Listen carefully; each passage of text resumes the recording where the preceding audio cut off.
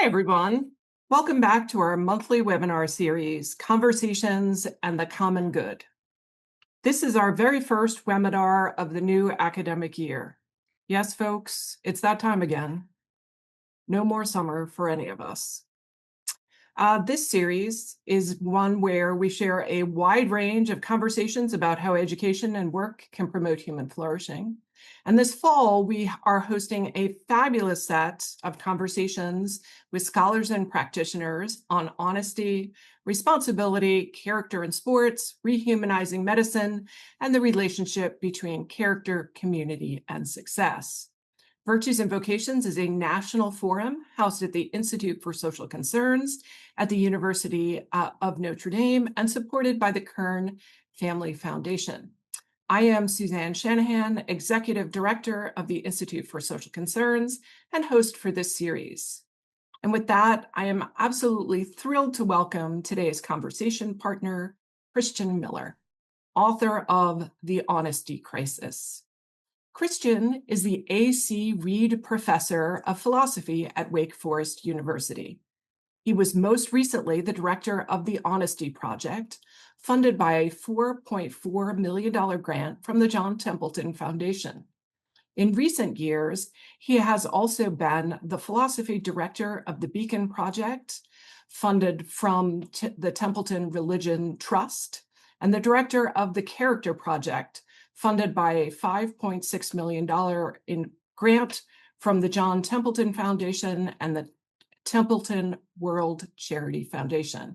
He is author of over 130 articles, as well as Moral Psychology with Cambridge University Press, and 5 books from Oxford University Press, including Moral Character and Empirical Theory, Character and Moral Psychology, The Character Gap, How Good Are We?, Honesty, The Philosophy and Psychology of a Neglected Virtue, and The Honesty Crisis, Preserving Our Most Treasured Virtue in an Increasingly Dishonest World, which will be the focus of today's conversation.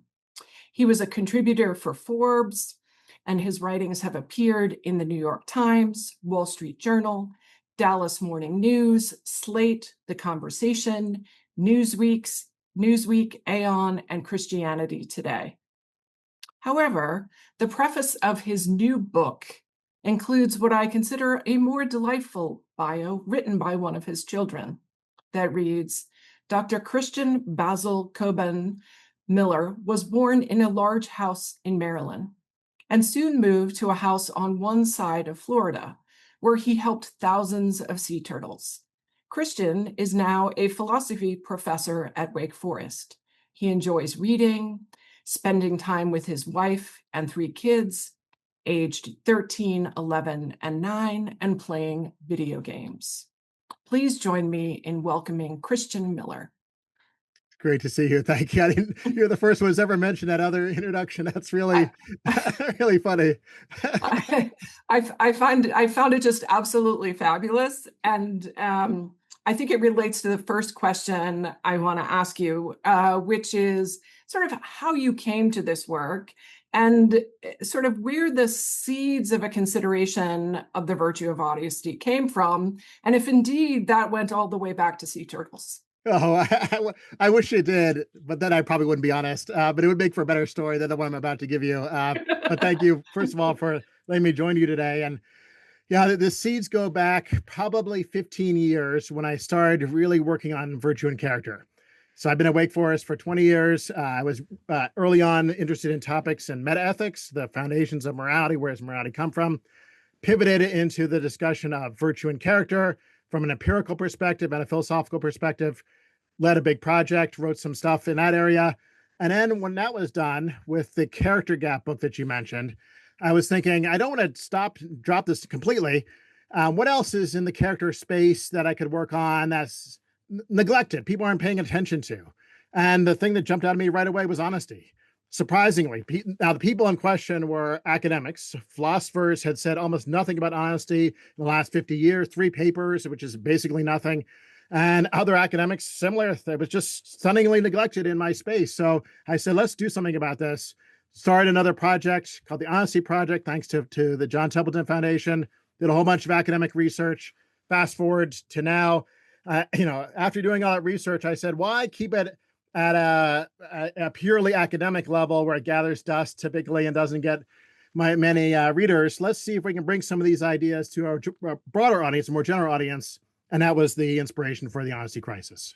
That's great. So, as I said when we were chatting briefly beforehand, how much I love this book. And I love its thoughtfulness. I love the examples and its accessibility.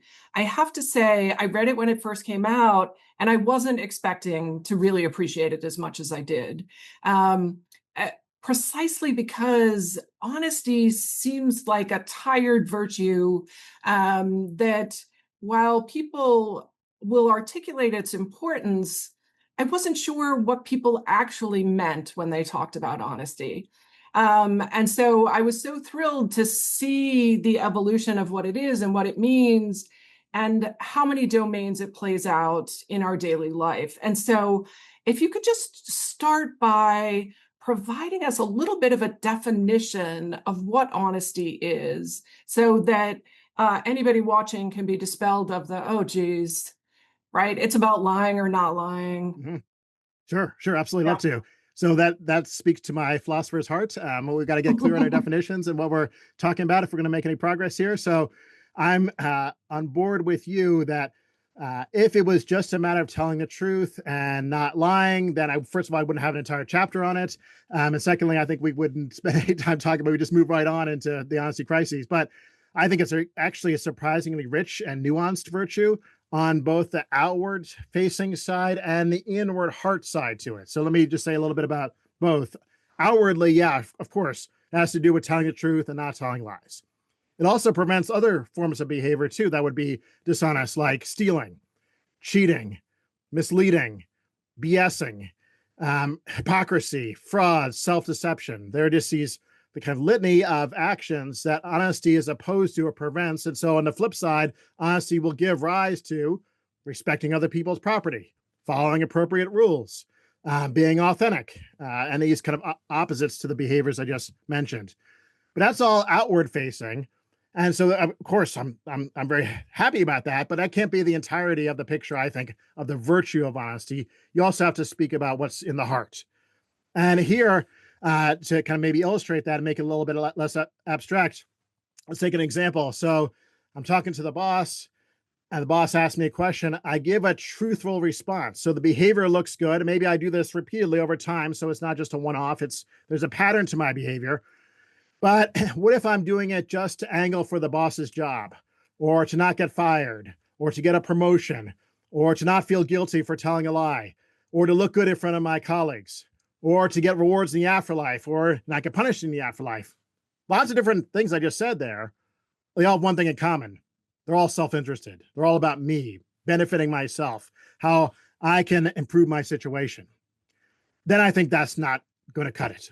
That we don't have the virtue of honesty. Even though the outward behavior is good, the inner heart has to be appropriate too. So that to end, what must the heart look like? There's lots to say here, but just real briefly at first pass, I think it has to be directed towards something larger than yourself. So if I said to the boss, here's the truth. Why are you telling me the truth? Because, and now fill in these blanks, because it's the right thing to do. It's because it's what an honest person would do. It's because what morality requires. It's because you're my friend, because I care about you, because I respect you. These kinds of answers, of course, which have to be tailored to different situations. Maybe you don't love the boss, but in other situations you would give that answer. Those kind of answers are perfectly fine because they're larger, they're more outward directed than just benefiting yourself. So we got the motivation, we got the behavior. Now we're much closer to the virtue of honesty. Probably more to say, but we're in the ballpark of how I'm understanding this virtue. So I reread the book last week in anticipation of our conversation, and very serendipitously had a set of conversations with a wide range of people. So the first one was a colleague who's doing archival work in Portugal on the Inquisition, trying to navigate the relationship between truth and authenticity. Another one with a server in a restaurant in Dublin who was telling me about how she lies all the time about what's best on the menu, but does it because she's trying to understand for good reasons, right? To be helpful. She doesn't really like the food, but she wants other people to like it. I talked to the custom agent as I was coming back into the country about how they know if people really aren't declaring things. Can he tell what is the behavior? Why does he think people don't declare? And then I had a conversation with my daughters about the scenario you suggest, which is the one with a bag of money that you find. And what would you do and why would you do it?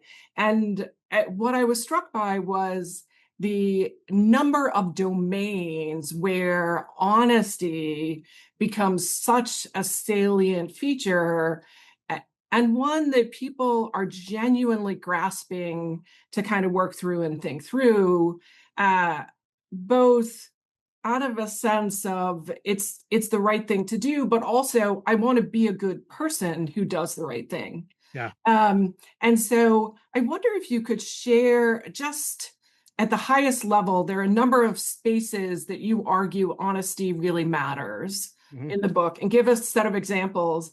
And maybe if you could just tell us what those domains are, and then we can talk about a couple more in detail. Yeah, good, good. So maybe just a couple of preliminary points too, responding to what you said. So that's, I think, really interesting. Those different examples. One lesson I would take from that is uh, you don't have to be perfect in every area of your life to be an honest person, uh, because it's so broad in scope and encompasses so many different areas of life that inevitably we're going to slip up. We're going to make mistakes. We're going to tell maybe white lies, maybe more serious lies. We're going to cheat or steal. Hopefully not too badly. But holding people to the standard of perfection is an unrealistic standard for human beings. Mhm. So that server, for example, you mentioned, maybe she does this with her customers that come into the restaurant, but otherwise, by and large, she tells the truth. I think she could still qualify as being an honest person. It comes in degrees of more or less. You don't have to Mhm. be perfect.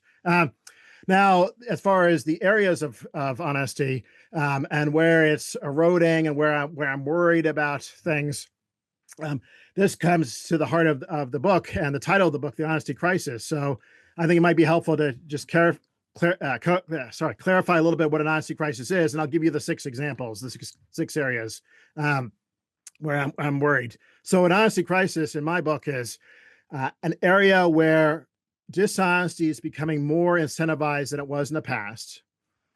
So there's always been dishonesty in these areas. It's not something brand new, but it's being ramped up, becoming more frequent because the incentives in place kind of make it more appealing or enticing. And secondly, it's become harder to detect, so easier to get away with the dishonesty. And those two features combined make for a bad recipe. So you got greater incentive for dishonesty and easier evasiveness to avoid detection. Now, where does this happen today? The guiding thread for me is places where technology is involved. Not every Mhm. place, but that's going to be the underlying thread behind the six crises I point to. So the six really briefly are um, AI student cheating. So in our world, I think it's probably very familiar. Mhm. Students using AI for grade assignments when they're not supposed to. That's going to be a form of plagiarism. It's going to be dishonest and morally wrong in typical cases.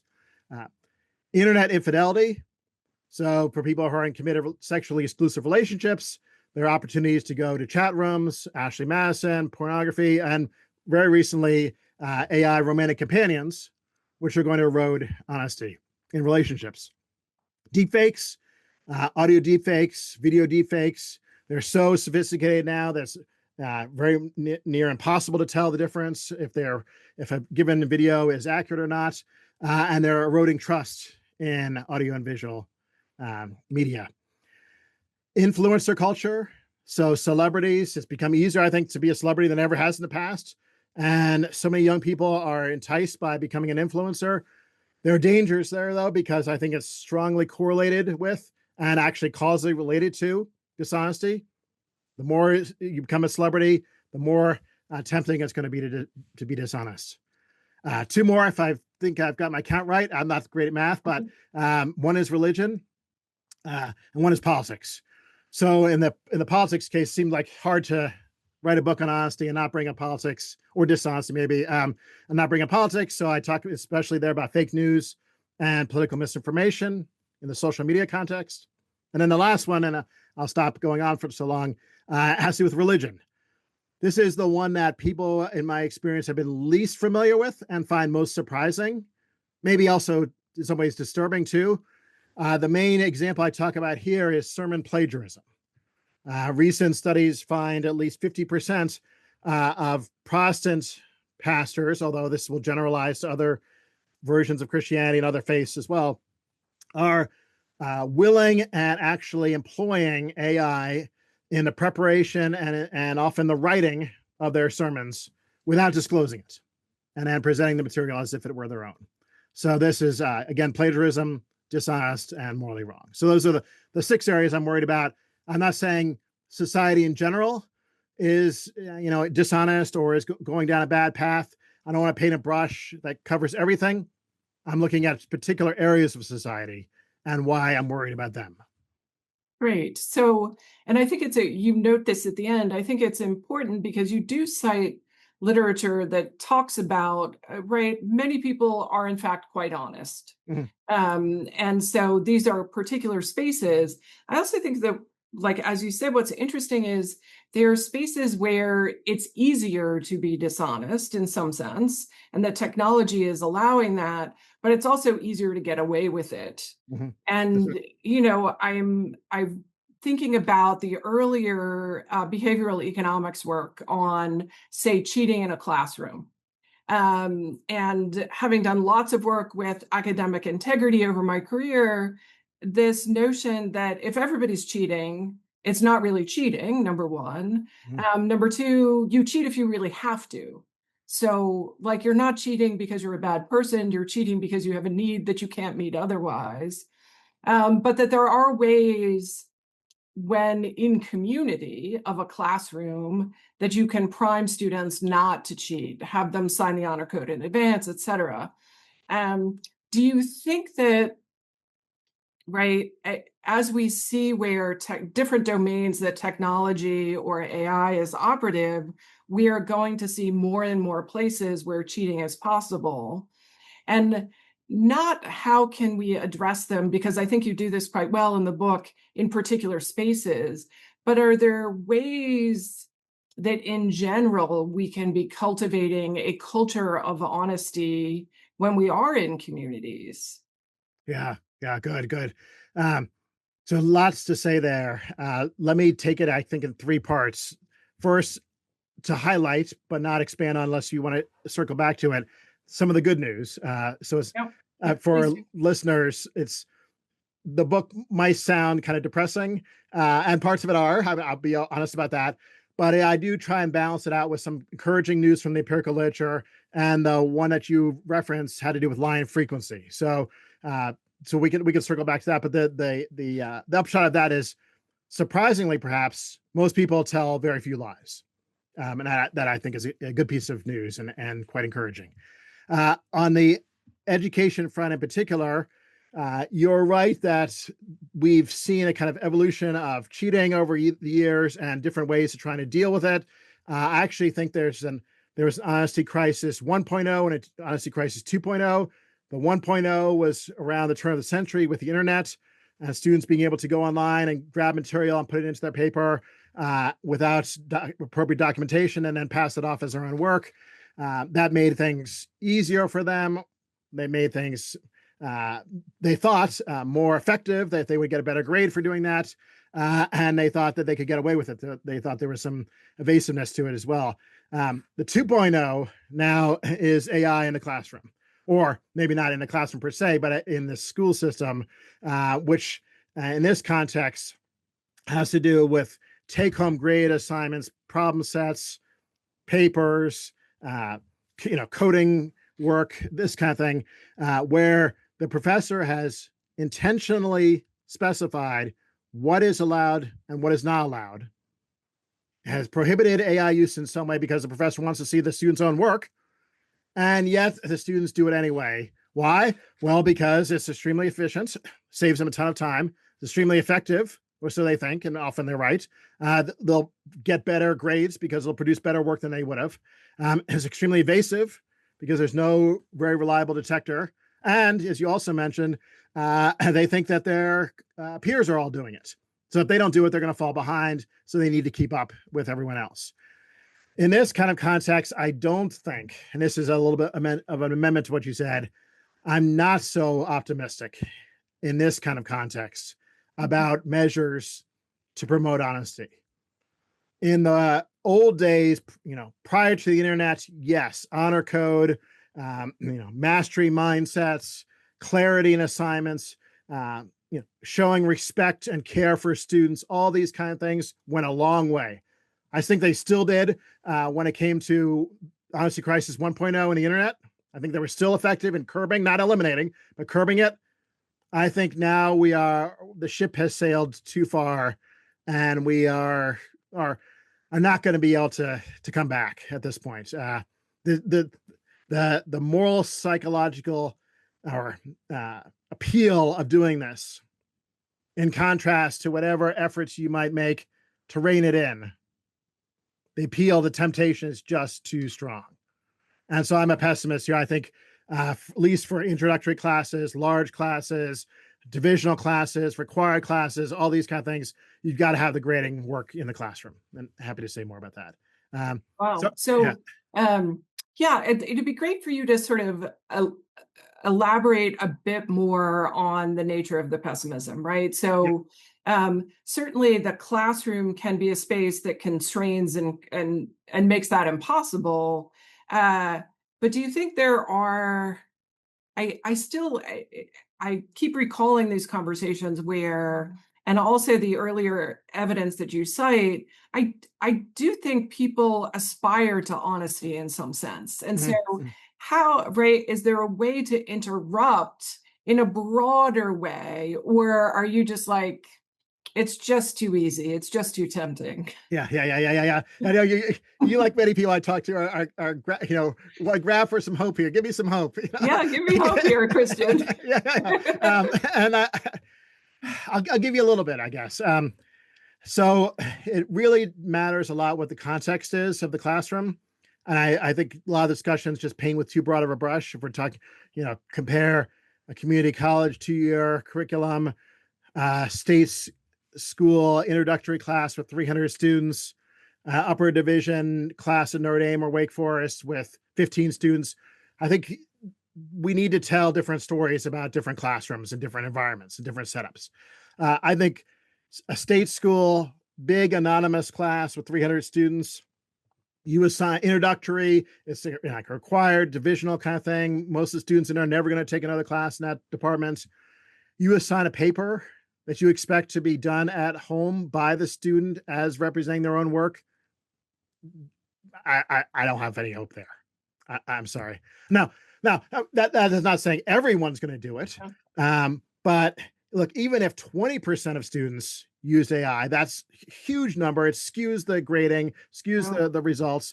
And I don't think it's 20%. I think you should expect 50% or more. Where there might be some hope is in those special contexts where you have motivated students, often majors, in a small class. So maybe I'm speaking more from my experience. So at Wake Forest, our majors in philosophy, it'll be a small class, 15 students. They've already gone through previous classes. They've chosen to be a major. They're there because they want to be studying philosophy. I have a kind of relationship with them. I know them by name. I know something about them. We maybe have had previous classes in the past. So there's a history, there's a personal relationship. I'm very clear about what the standards are, what the boundaries are. There's no ambiguity. I make a plea to them on the grounds of, this is in your long-term interest to do this work, cultivating these skills, becoming a better thinker, becoming a better reasoner. I use punitive cautions too, like I'm going to run this through a scan anyway. We have penalties associated with being detected.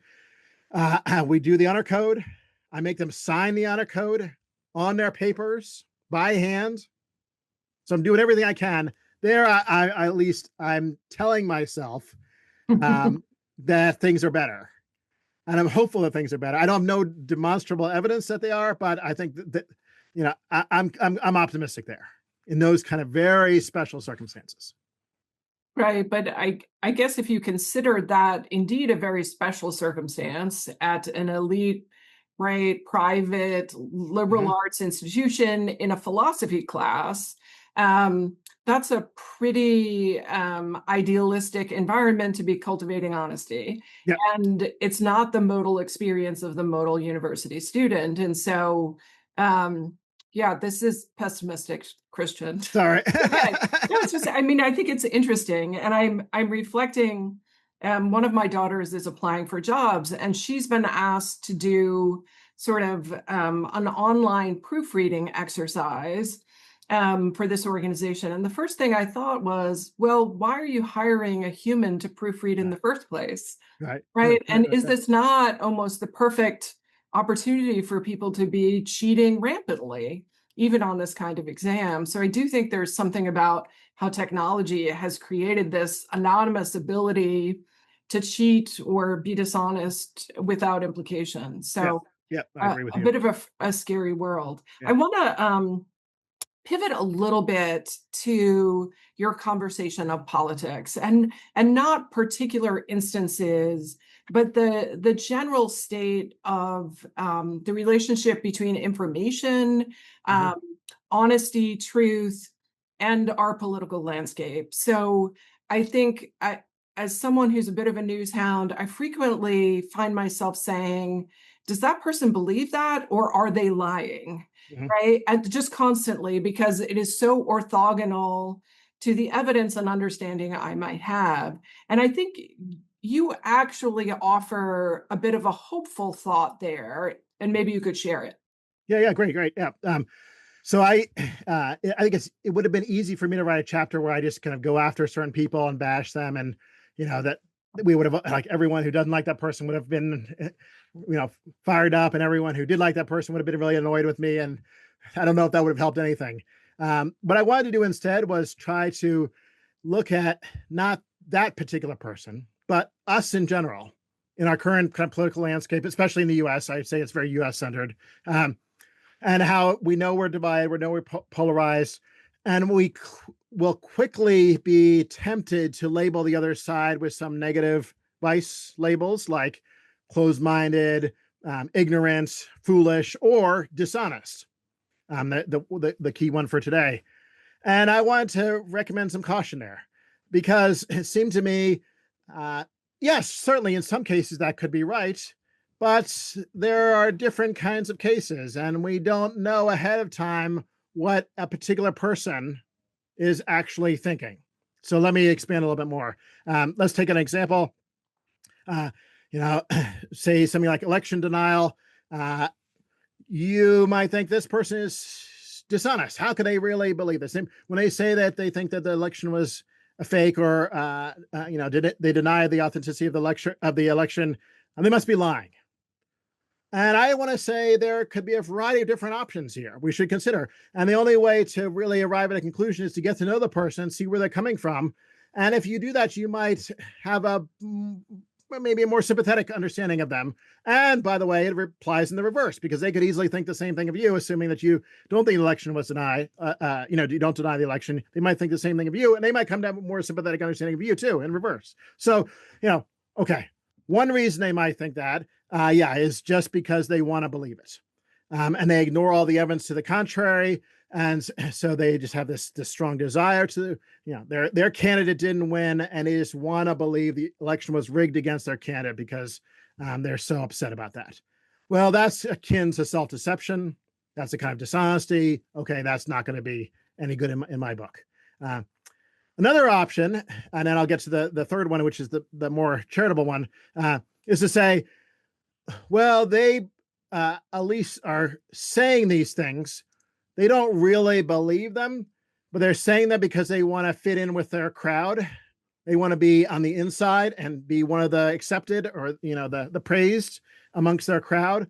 And so they're willing to go along and say these things publicly. That's a kind of hypocrisy, because they don't privately believe it. That's also dishonest. But now here's the third one. Maybe they just do genuinely believe this because that's what they've been told by people they trust, Mhm. whether that's news sources they trust, whether that's political leaders they trust, whether it's friends and family members they trust. And it needn't be that just because their belief is false, let's assume, that they thereby are dishonest.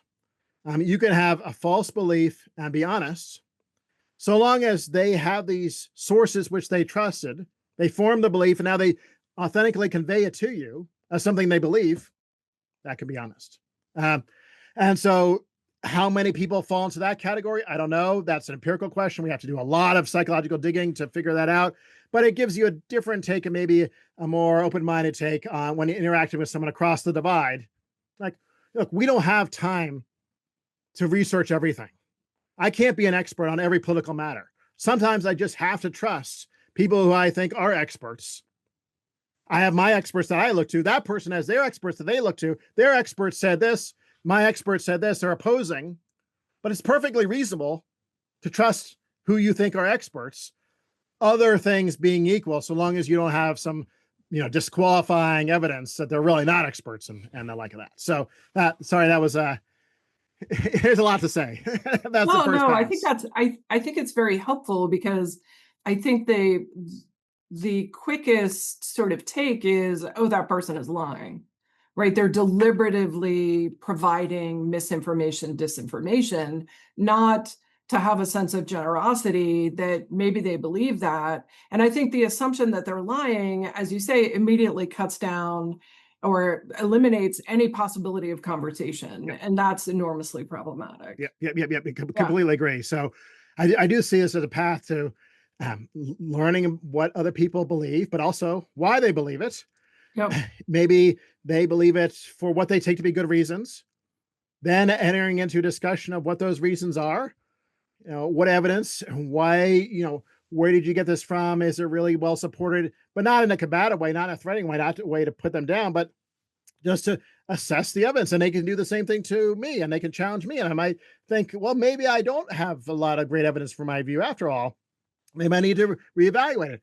And we can continue to have a fruitful discussion, perhaps bring us closer together, as you said, as opposed to, as you nicely noted, immediately labeling another person, which is not going to bring about any harmony. It's just going to continue to polarize us. Great.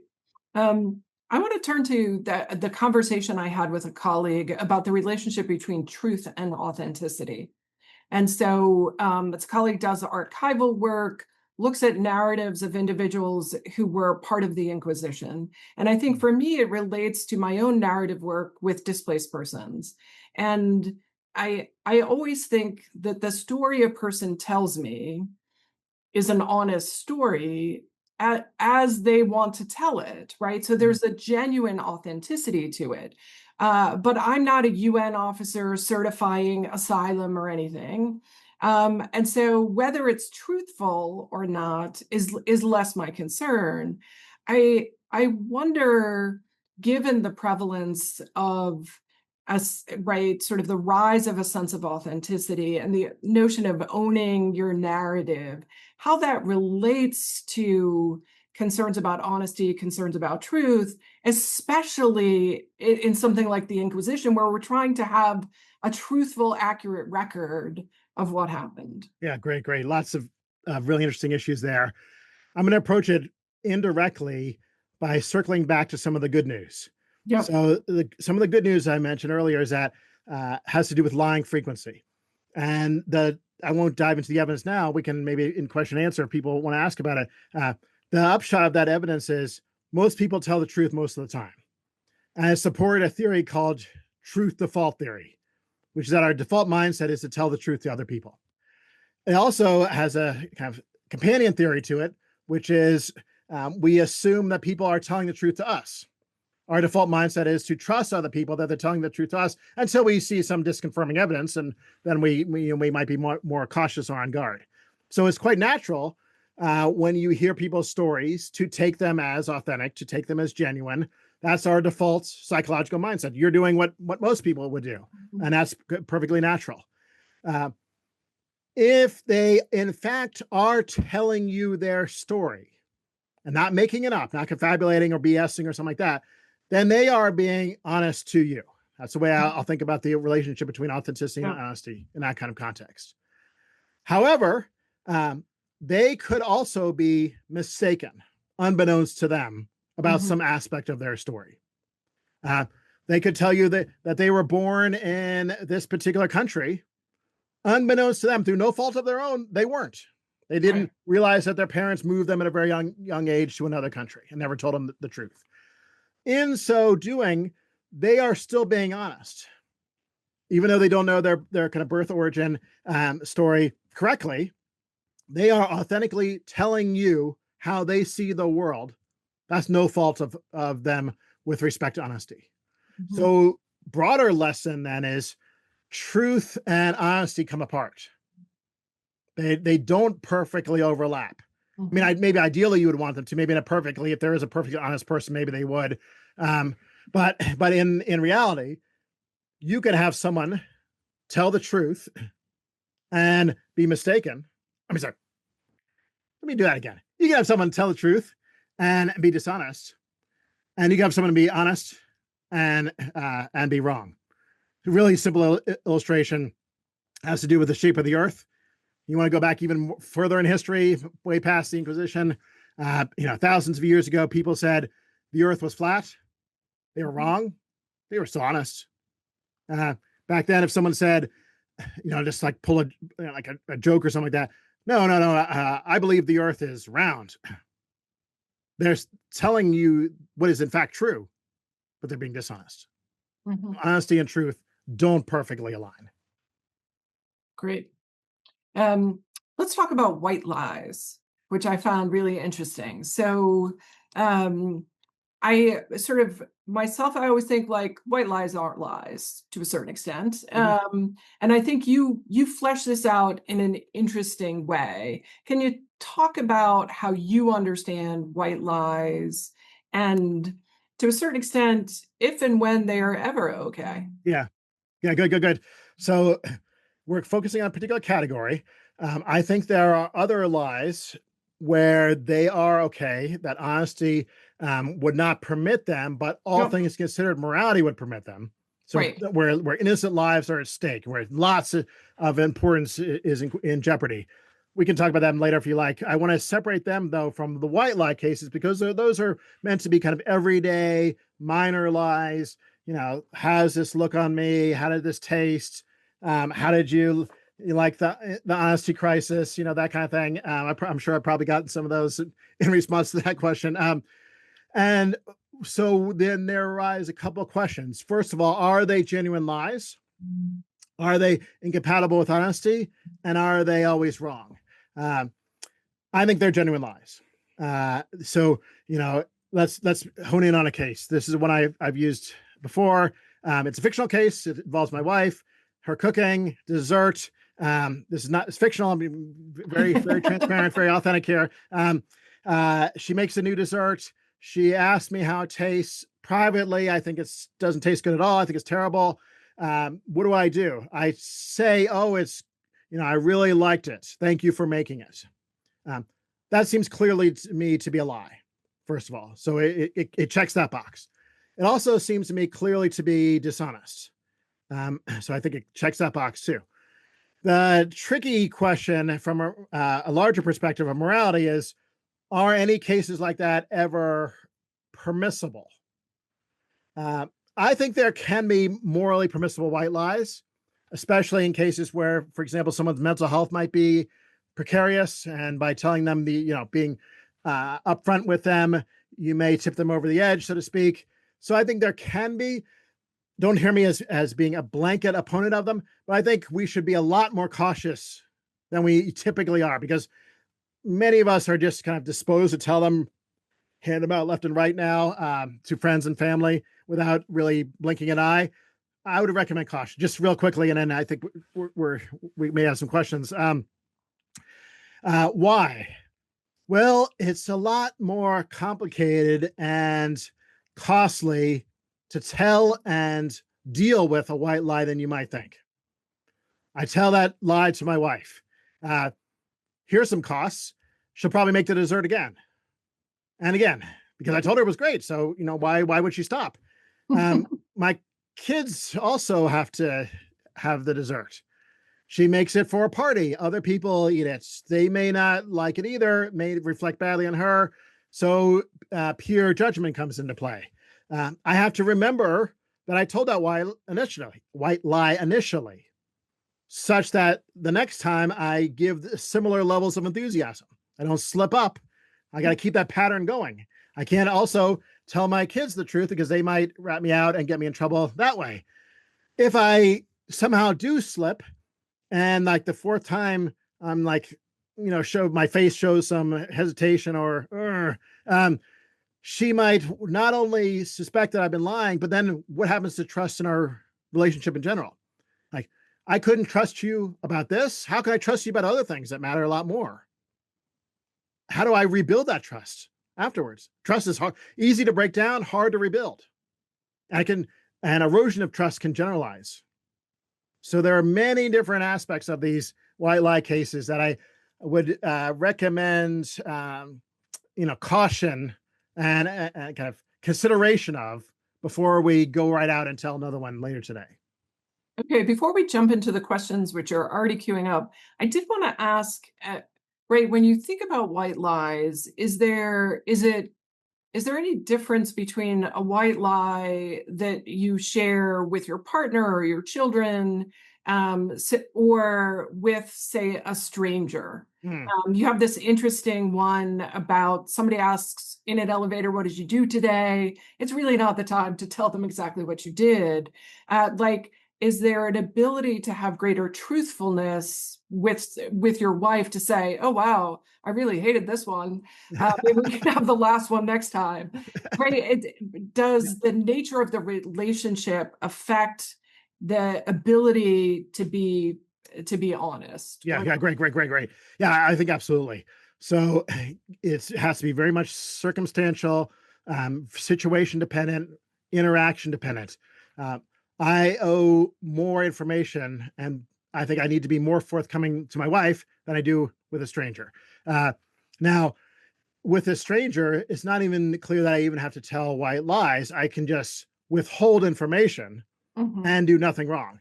So I'm riding on the elevator with a stranger. It's kind of awkward. We're trying to just chit chat to overcome the awkwardness. Um, I never reveal, important information like my bank account number or sexual history or bathroom habit or whatever like this. I mean, I never share any of that. Now with my wife, if I didn't reveal some of our financial, situation or something like that, change in our financial situation, that would be quite problematic, but there's nothing wrong here with this stranger in withholding. Indeed, if I was overly forthcoming, we get into the opposite vice to dishonesty. So I Mhm. follow Aristotle's picture here, where every virtue has a vice of excess, a vice of deficiency. We don't need to get into the weeds if we don't want to, but the point being, there are two ways to err. There's one way, which is dishonesty, the familiar way. The other way is something like oversharing or lack of tact, lack of discretion. We might call it being overly honest. I don't like that because honesty is a virtue. But the point being, if I start disclosing all that stuff to the stranger in the elevator, I've actually veered now into the opposing vice. Right. I've gone too far in that direction. That's problematic. Great. Thanks for that. I'm going to tee up the first question. So, if higher education cannot avoid the honesty crisis 2.0, how might folks be tie honesty to a greater purpose of individuals we influence at home or in informal settings, modeling behavior that gets labeled as naive? So, are there ways Uh, to do this outside of the context of the yeah. classroom? Yeah, good. And I would actually start with the classroom, and then yes, do it outside of school in general. So what I'm recommending caution about is something very specific: take home graded work. Mhm. It doesn't have to do with ungraded, busy work at home. It doesn't have to do with blue book exams, oral exams, anything like that. It's one very specific but very important area of the educational experience going all the way back to middle school. We're finding students are using AI to complete that work when they're not supposed to. Uh, so that still provides space within the literal classroom for a professor to role model honesty, uh, to talk about honesty, to share why it's important. That's what I do regularly in my classroom, whether I don't know if it's effective or not, to to try to provide that example of someone who not only says it's important, but lives it out and cares about it in a way that's demonstrable to the students. So I would say there's, it's not a either or education kind of thing. It can be embedded in education, but just very cautious in that one area. And then, yeah, I mean, I certainly would recommend in other contexts of our lives that we take it very seriously and do things to try and promote it with friends, family, and children. Uh, I mean, to keep, I'll just say two things to keep going with that role modeling. Um, at home, my kids are quite adept at uh, keeping me honest and will call me out, especially if I break a promise, especially if it's a promise that I would do something that they would like. You made a promise. You made a promise. You're the honesty, professor. This kind of thing. So that's. I mean, I'm a little bit of an extreme case, but the point being, they pick up on this and they see it and they're very attuned to it, and as a result, even if we don't explicitly talk about it, living that way at home will make a big impression and make a big difference. This is all the discussion I'm sure you've had many times over the years with guests about exemplars, admiration, emulation, how things can be caught without being taught. All these factors come into play. And then the last thing I'll say is that it doesn't hurt to have honesty reminders in our lives, not just in the educational context. Things like the honor code, I still believe in. I think they're valuable. That functions as an honesty reminder. I think we can also have them in other contexts of our lives too. We can have them in our reading, in our journaling, in our text messaging, in our email, and we can have them in the form of actual accountability partners who we share with our lives with, and they share their lives with us. And they hold each other mutually accountable. What these things are doing are providing us with the reminders of something we do already think is important, honesty, but we can often get distracted from or swayed by when other things come along in our lives. And so having those honesty reminders in our lives in general, in lots of different situations, can be very helpful. Great, thank you. This is a doozy.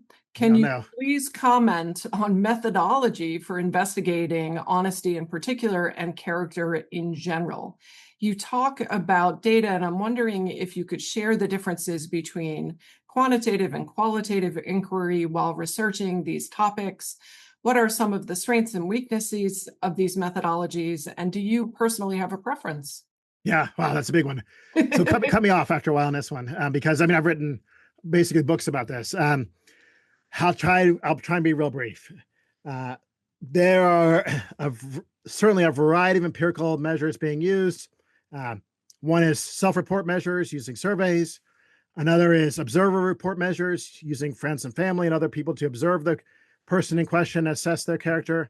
A third is experience sampling, where the person has kind of on their cell phone getting pinged 5 times a day to answer particular survey questions about what's going on in the last hour or two of their lives over the course of an entire week. So experience sampling, very detailed, fine-grained analysis. There's bringing people into the lab and constructing lab scenarios for them and seeing how they behave on the scenarios, whether they cheat or don't cheat, lie or not lie. And then there's covert behavioral observation in the wild, where you actually rig environments, but people don't know that they're in rigged environments, and you see how they behave without even knowing that they're part of a study. There would need to be a lot said about the strengths and weaknesses of each. Real briefly on 2 of them. Clearly, I think we should be cautious the most of all. Well, this might be controversial, but about that self-report stuff. Especially on something like honesty and lying. So asking people to self-report how honest they are. Well, Maybe they're going to lie about that too. You can do these better and worse. You can have more fine-grained questions. There's plenty to be said, but I'm cautious, especially about those kinds of measures.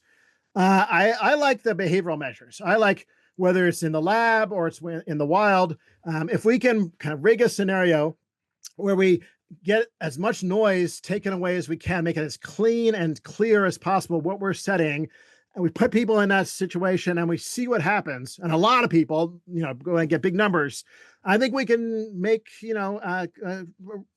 reasonable, rational decisions about what people's character looks like. So to end on that, I'll give you a concrete illustration. One of my favorite kinds of study with respect to cheating behavior brings people into the labs. These are students typically. One group takes a test with 20 problems on the test. They would be paid 50 cents per correct answer. They take the test, they turn in their materials, they get paid based on the performance. Another group of students takes a different, goes into a different setup, same test, 50 cents per correct answer, but they get to grade the material themselves. They get to destroy their materials and verbally report how they did. Comparison in one study of the two groups, 7 out of 20 correct in the control, 14 out of 20 in this destroy the materials scenario. I think that's revelatory. I think it tells us something interesting. It's not an accident. It's been replicated now. There are different variations you can do. You can give an honor code to them. What difference does that make?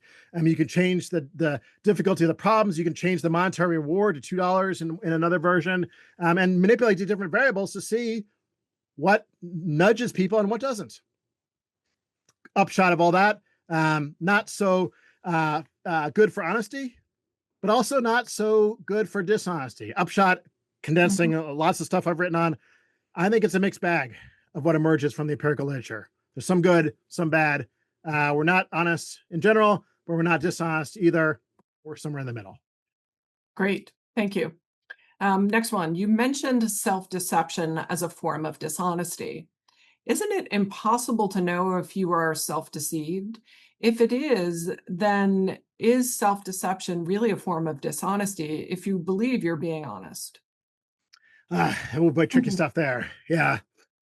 We easily we can go meta and get ourselves all wrapped up in circles when we think about this kind of thing. So I'll say a few things, probably not enough to satisfy the questioner. So let's take a concrete example. This is a kind of generic, stereotypical example. You're worried that your significant other, or wondering whether your significant other is cheating on you.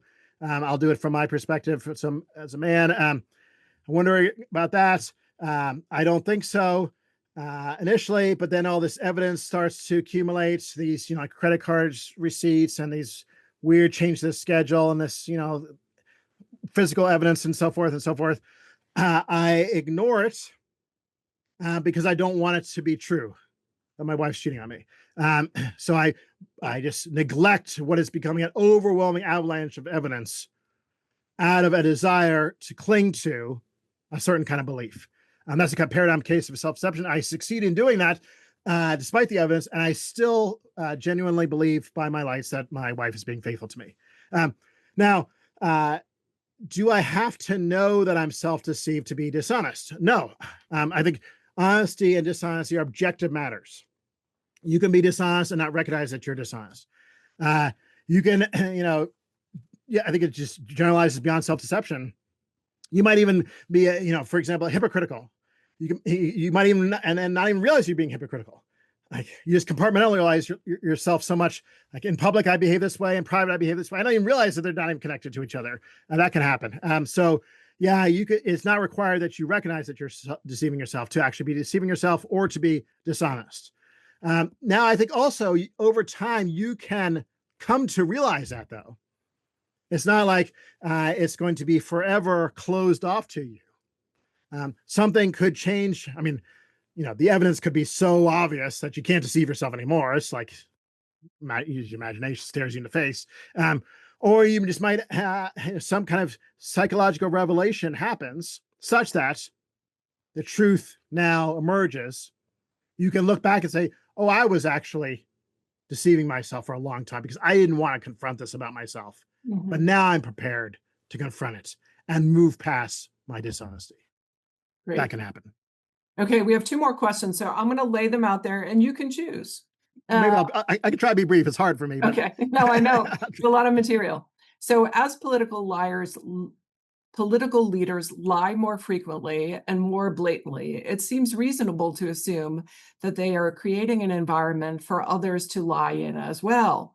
Is there research documenting that assumption? And if so, please share where to find that research. And then the next question is, I'm sure you're aware that there are a number of famous honesty deception researchers who have since been found to have engaged in fraudulent research practices and made up findings. What do you make of the paradox, and what does this mean for honesty research? So you can pick either one. well, I'll try to do both if I can really quickly. Okay. Yeah, the second one, I'm aware of it. I've actually written on it. I wrote a piece in Forbes about one in particular. I'd rather not name names now. There's some lawsuits going on in some of those cases, pushing back against the allegations. So you can, a quick Google search or AI search will get you some names. If that is the case, that some of these researchers were being dishonest in the very act of engaging in research on honesty, that doesn't surprise me too much, because again, my theory says that most people are in the middle. Most people are not honest. Most people are a mixture of good and bad, right and wrong. In this case, honesty and dishonesty. And there are all kinds of in the academic world, all kinds of pressures to publish fast, publish bold findings, sexy results, this kind of thing that will get you acclaim and attention. So it doesn't surprise me, not say that was what was motivating them, but it could have been, or at least should go up the pecking order in academia faster. So sad, certainly disappointing, but not too surprising to me. On the other one, real briefly, on the leaders, I don't know of research, empirical research. I'm sure it's out there. That's a fault of mine, no, not to be able to know of any empirical research on that particular topic. But from the armchair, it certainly seems right. If you're in a society where the leaders of the society are being dishonest and transparently, I mean, everyone's aware of that, it's wouldn't be a surprise to think that people who follow in their footsteps would think that they need to be as well to advance and to be successful in that society. And we know that in other contexts, cultures of honesty or dishonesty are shaped by what the group is doing. So, real last sentence. In the education context, what is the single greatest predictor of student cheating? It's whether a particular student perceives other people cheating. So that kind of conformity outlook, they're doing it, I better doing it. I don't see why it wouldn't generalize to other contexts like the political context. Great. Wow. This has been a whirlwind, and I think we could have talked all afternoon about this. Yeah, just an extraordinary book, so rich and fruitful. Do you have any final thoughts for us before we wrap? Well, thank you for having me on it and really enjoyed the discussion. And I guess if anyone who didn't get a chance to ask a question, you could find me easily enough. You can send me an email. Happy to talk more. And I guess my final substantive thought is I am worried about these honesty crises, but not just for the sake of worrying about them. I want to do something about them too. Some of the cases I'm more pessimistic than others, but I think this is our most treasured virtue. It's an incredibly important virtue to try and preserve. And so I really hope that this book will contribute something to that goal of preserving our most important virtue. Thanks so much, Christian. This was really a treat. Thank you. Much appreciated. Appreciate it. Please join us next month on September 28th at noon for a conversation with Rachel Wall and Ryan Juskis on responsibility. Thanks again, and get the book. It's a good one.